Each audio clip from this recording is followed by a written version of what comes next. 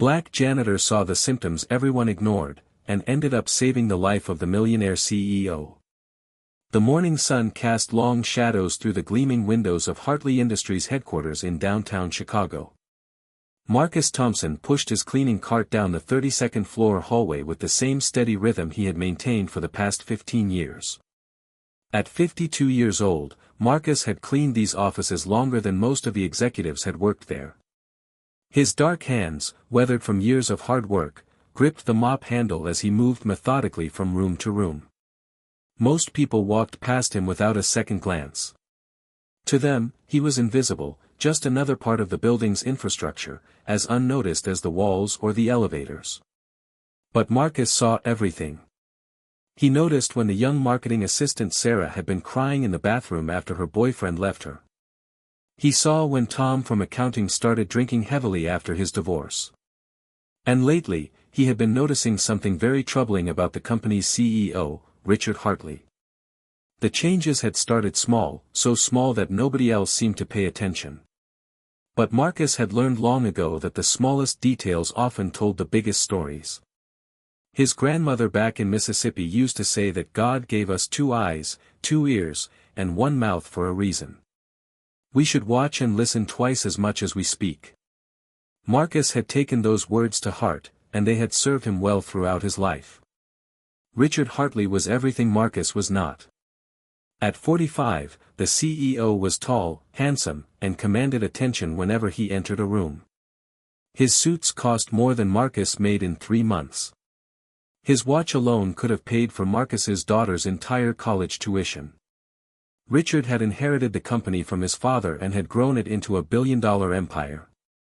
He was featured on magazine covers, gave speeches at prestigious universities, and rubbed shoulders with politicians and celebrities. To the world, Richard Hartley had everything: success, wealth, power, and respect. But Marcus had been watching him closely for the past 3 months, and what he saw worried him deeply. It started with small things that others might dismiss. Richard's usually perfect appearance had begun to slip. His expensive shirts sometimes had tiny stains that the old Richard would never have tolerated. His perfectly styled hair occasionally looked disheveled by mid-morning. But it was more than just appearance. Marcus noticed that Richard's hands had developed a slight tremor when he signed documents. The CEO had started forgetting things, asking his assistant Jennifer the same questions multiple times in a single day. During board meetings that Marcus cleaned around, he heard Richard lose his train of thought mid-sentence, something that never happened to the sharp, articulate leader everyone knew. The most concerning change was in Richard's walk. The confident stride that used to echo through the hallways had become unsteady. Marcus watched as Richard sometimes grabbed the wall for support when he thought no one was looking. Once, Marcus saw him stumble slightly while walking to his office, catching himself on a desk. Richard had laughed it off to a passing employee, blaming it on being tired. But Marcus knew exhaustion did not make a healthy 45-year-old man walk like someone 20 years older. These observations haunted Marcus as he worked his night shifts. He would clean Richard's office and see the pain medication bottles in the trash, more and more of them each week. One Thursday evening, Marcus was emptying the wastebasket in the executive conference room when he overheard Jennifer speaking with another assistant. They were discussing how strange Mr. Hartley had been acting lately. Jennifer mentioned that he had scheduled 3 different meetings for the same time slot and had gotten angry when she pointed out the conflict. He had accused her of making mistakes, even though she showed him his own handwritten notes. The other assistant whispered that several board members were starting to worry about his behavior. Some were even discussing whether Richard was fit to continue as CEO. They wondered if the stress was getting to him or if he had started drinking. But Marcus knew it was neither stress nor alcohol. He had seen these symptoms before. 20 years ago, Marcus's uncle James had started showing similar signs. The family had ignored them at first, attributing his forgetfulness and mood changes to getting older. They made excuses for his stumbling, saying he was just tired from working too hard. By the time they realized something was seriously wrong, it was almost too late. Uncle James had a brain tumor that had been growing slowly, affecting his motor skills and cognitive function. If they had caught it earlier, the doctor said, they could have removed it completely.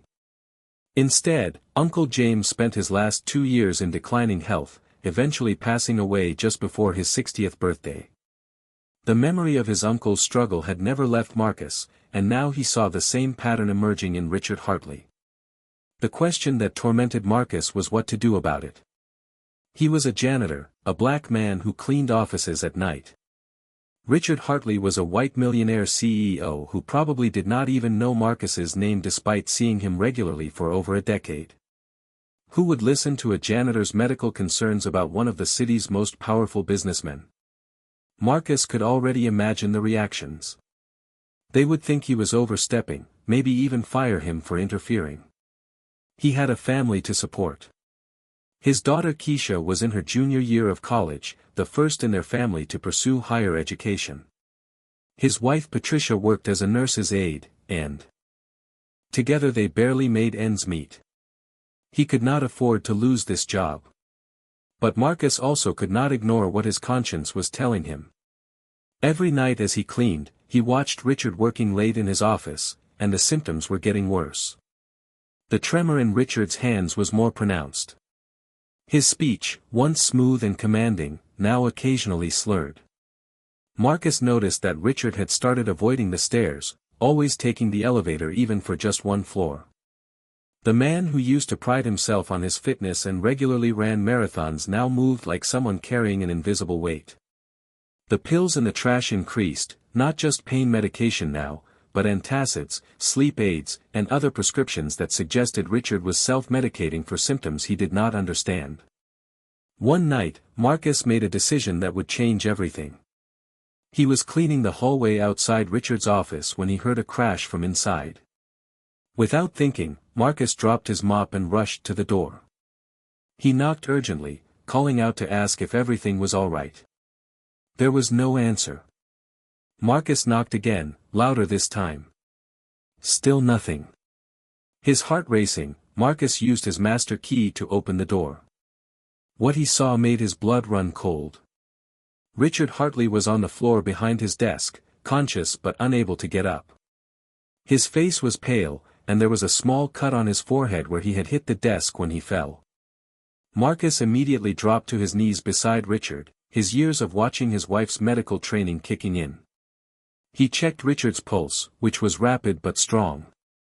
Richard's eyes were open but unfocused, and when he tried to speak, the words came out jumbled and confused.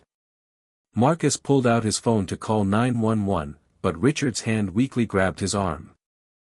The CEO's eyes cleared for a moment, and Marcus saw fear in them, raw and desperate. Richard managed to whisper that he could not let anyone know, that it would ruin everything if word got out that he had collapsed.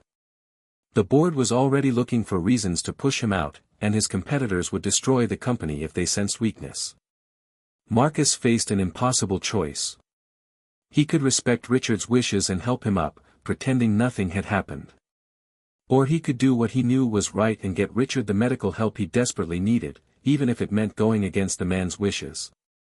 As Marcus looked at Richard's pale face and trembling hands, he made his decision. He gently told Richard that he was going to help him, but not in the way Richard expected.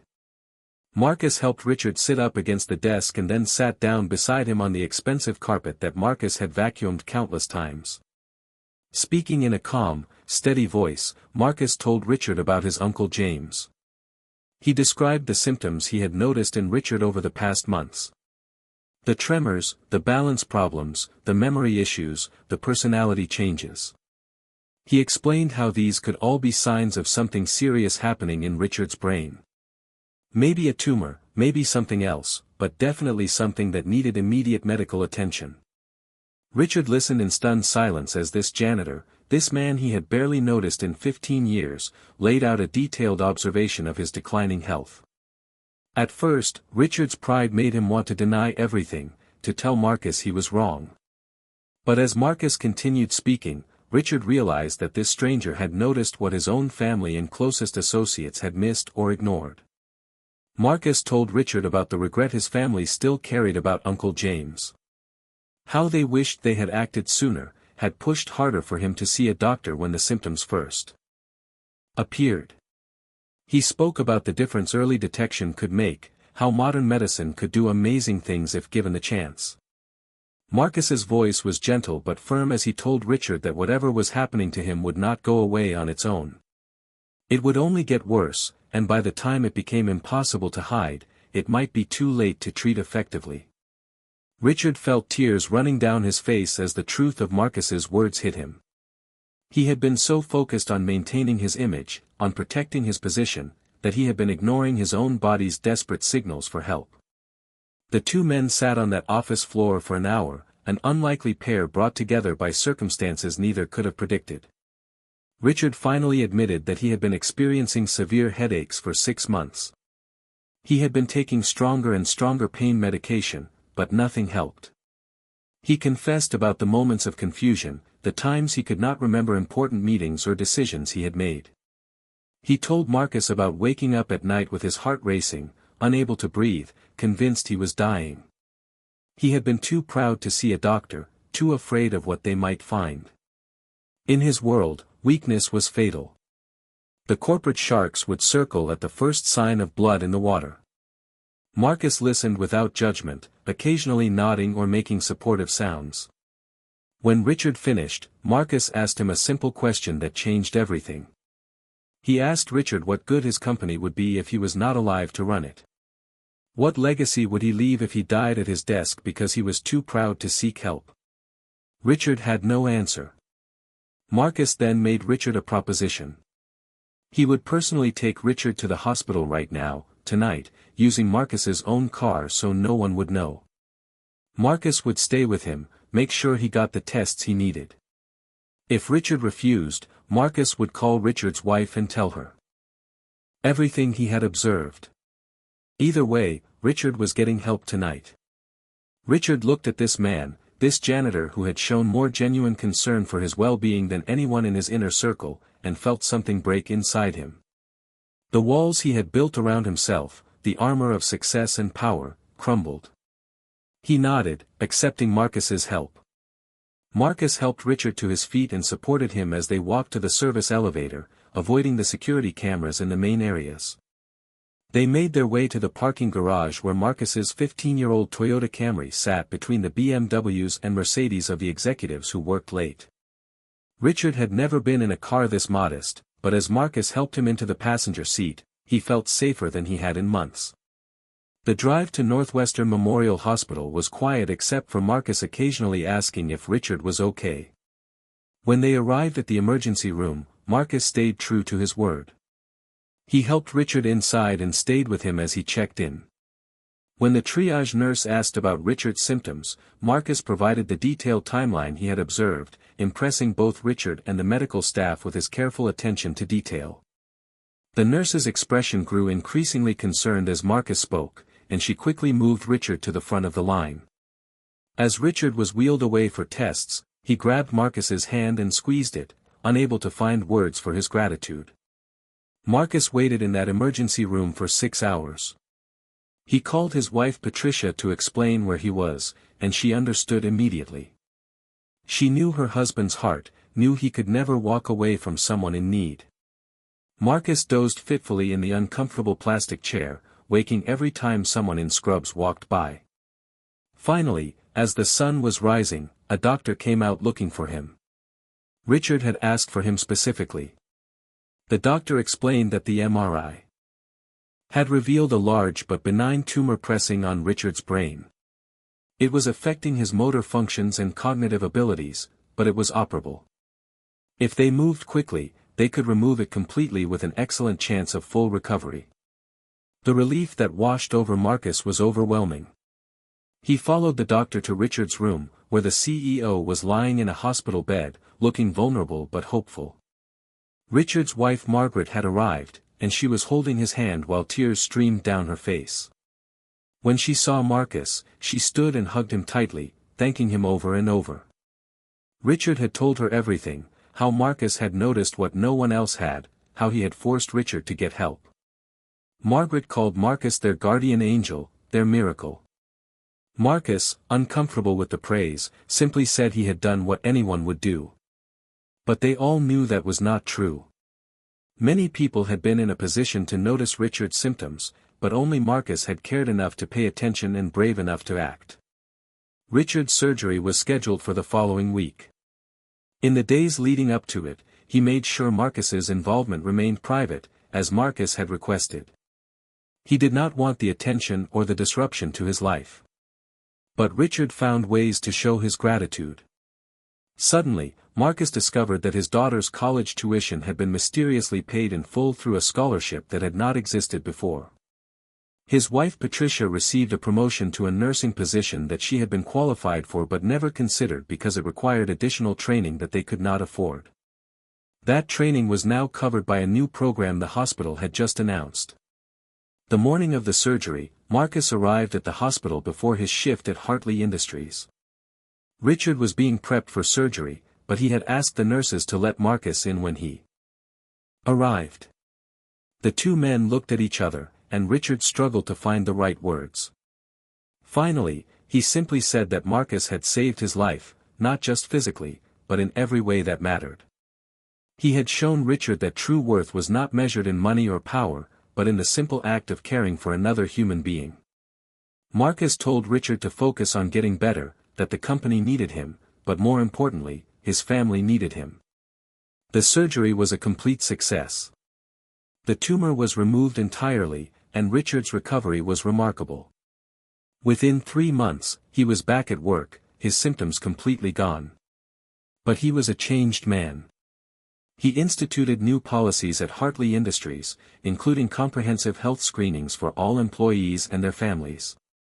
He created an employee assistance program that provided support for anyone facing medical or personal challenges. Most importantly, he made sure that every employee, from the executives to the janitors, knew they were valued and seen. Marcus continued his work at Hartley Industries, but things were different now. Richard made a point of greeting him by name every day. They would sometimes have coffee together in Richard's office, talking about their families, their hopes, and their fears. Other employees noticed the friendship and began treating Marcus with more respect, actually seeing him instead of looking through him. Marcus never asked for anything and refused Richard's attempts to promote him or give him a different position. He was content being who he was, doing what he did. He had learned long ago that there was dignity in all honest work. 1 year after the surgery, Richard held a company-wide meeting. He stood before his employees and told them the story of how a janitor had saved his life.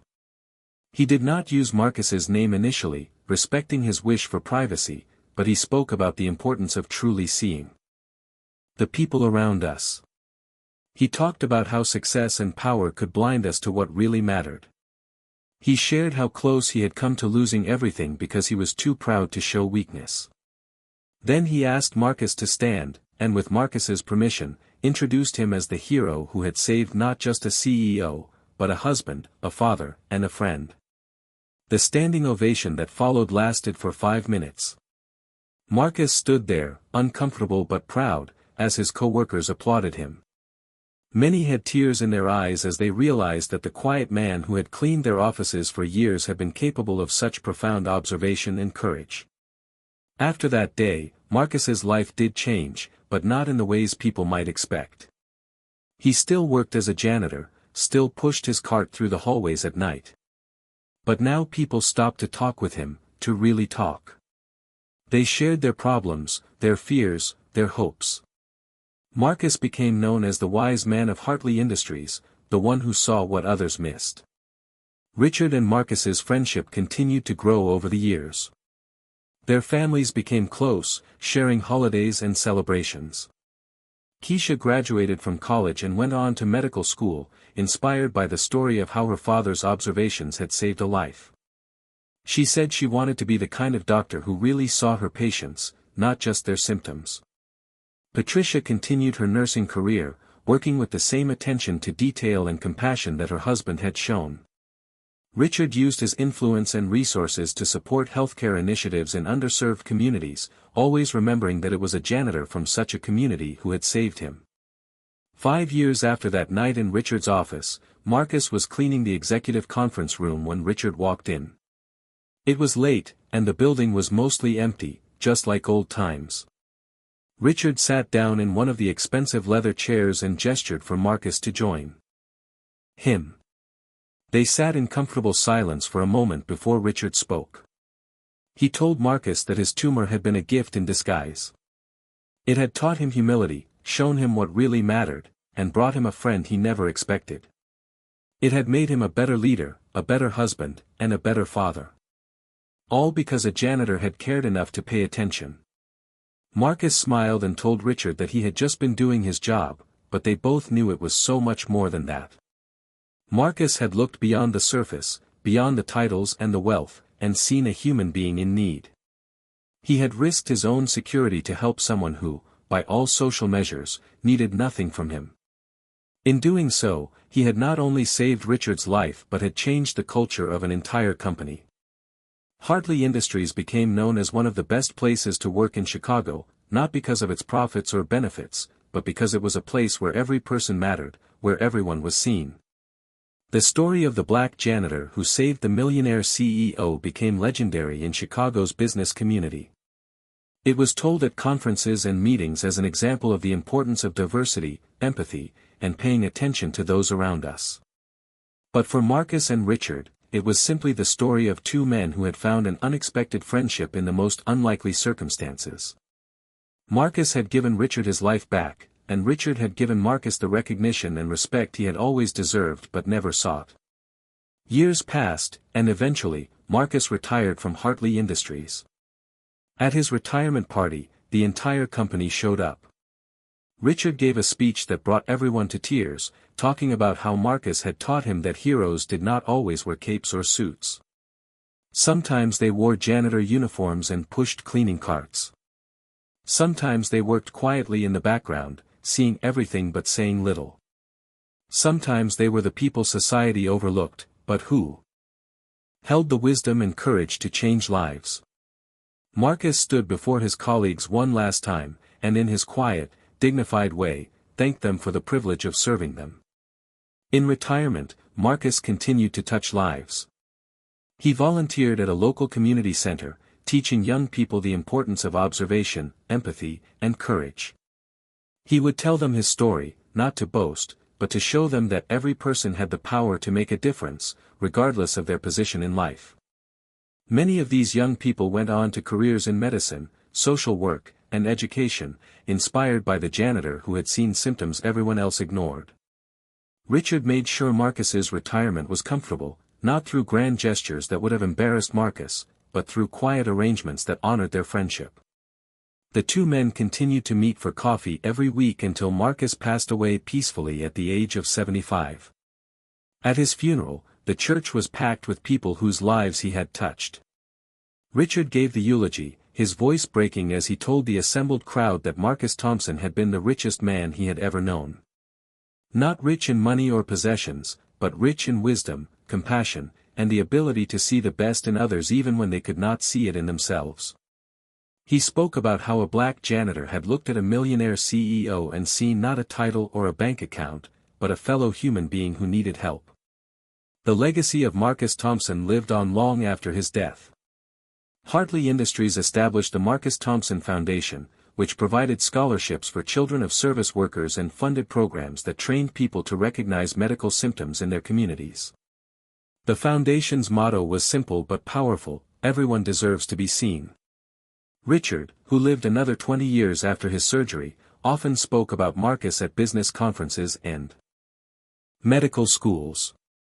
He would tell the story of how his life was saved not by expensive doctors or cutting-edge technology, but by a janitor who paid attention. The story became required reading at several medical schools, used to teach future doctors the importance of listening to all voices, not just those with credentials or authority. It was studied in business schools as an example of how true leadership could come from any level of an organization. Social workers used it to illustrate the importance of breaking down barriers between economic and racial groups. But at its heart, it remained a simple story of human kindness and the power of really seeing the people around us. Marcus's daughter Keisha became a renowned neurologist, specializing in brain tumors. She would often tell her patients about her father and how his observations had saved a life. She carried his lesson with her always, taking time to really see her patients, to listen to their concerns, and to pay attention to the small details that others might miss. She established free clinics in underserved communities, places where people like her father could get the medical attention they deserved. Richard's company supported these clinics, ensuring that Marcus's legacy of care extended to thousands of people who might otherwise have been overlooked. The conference room where Marcus and Richard had first shared coffee as friends was eventually renamed the Marcus Thompson Room. A simple plaque on the wall told the story of the janitor who had saved the CEO, reminding everyone who entered that wisdom and heroism could come from anywhere. New employees at Hartley Industries were told the story during their orientation, learning from their first day that every person in the company was valuable and that everyone had something important to contribute. In the end, the story of the black janitor who saw the symptoms everyone ignored and saved the life of the millionaire CEO became more than just a tale of medical intervention. It became a testament to the power of human connection across all barriers of race, class, and social status. It proved that heroes existed in every walk of life, often in the places we least expect to find them. It showed that paying attention, really seeing the people around us, could literally save lives. And it demonstrated that sometimes the most important voices were the ones that spoke the quietest, the ones that society had trained us not to hear. Marcus Thompson had spent his life cleaning up after others, making their spaces beautiful and functional. But his greatest act of service was not in the offices he cleaned but in the life he saved and the countless lives that were touched by his example. He showed the world that a janitor could be just as important as a CEO, that observation and empathy were more valuable than wealth and power, and that every person deserved to be seen, heard, and valued. The black janitor who saved the millionaire CEO had done more than prevent a death. He had transformed a company, inspired a generation, and left a legacy that would endure for decades to come. The story reminds us all to look beyond surface appearances, to pay attention to those around us, and to have the courage to act when we see someone in need, regardless of who they are or what position they hold. It challenges us to question our assumptions about worth and value, to recognize that wisdom and insight can come from unexpected sources. Most importantly, it teaches us that true wealth is not measured in dollars but in the lives we touch and the difference we make in the world.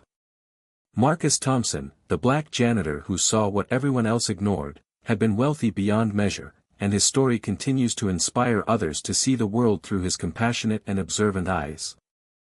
As the title promised, this was indeed the story of how a black janitor saw the symptoms everyone ignored, and ended up saving the life of the millionaire CEO. It is a story that proves that heroes walk among us every day, wearing ordinary clothes and doing ordinary jobs, but possessing extraordinary hearts and the courage to act when it matters most.